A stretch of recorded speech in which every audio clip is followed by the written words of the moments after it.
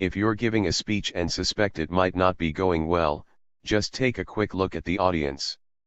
A new study from the University of California, Berkeley has revealed that our brains determine the average mood of a crowd by looking at facial expressions, and detect variance to reveal a mixture of emotions.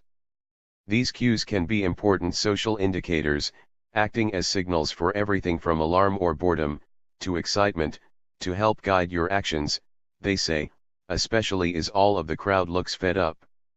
The researchers conducted a series of experiments to examine how the brain detects variance in a crowd, detailing the findings in the paper, Mixed Emotions, Sensitivity to Facial Variance in a Crowd of Faces. Participants were shown sample sets of faces, some which showed the same or similar emotions, like anger, or a variety. Through these experiments, the researchers determined that mixed emotions in a crowd were indicative of a less reliable perception of the average mood. A homogeneous group, showing a uniform set of emotions, would make for the most reliable average. These cues can be used to help influence your next move in a social setting.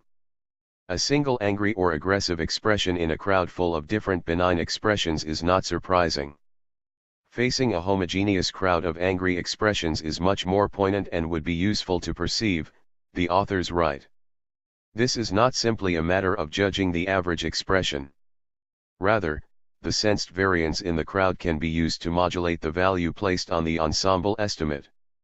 Given the same average expression, a more homogeneous group would signal a much more reliable estimate of the group expression or feeling. But, the researchers suggest that these perceived variant expressions, like boredom, may still be useful in determining the average. Our results suggest that we can recognize how united or divided the crowd is, which is useful for guiding our actions, study senior author David Whitney, a psychology professor, told Berkeley News. Politicians should be able to gauge how polarizing their speech is, and use that to help modify their talking points. The study largely reveals that the human brain is sensitive to variance in a sea of faces. Researchers now say further experiments are necessary to determine whether crowds appear as homogeneous in emotion, even with variance present.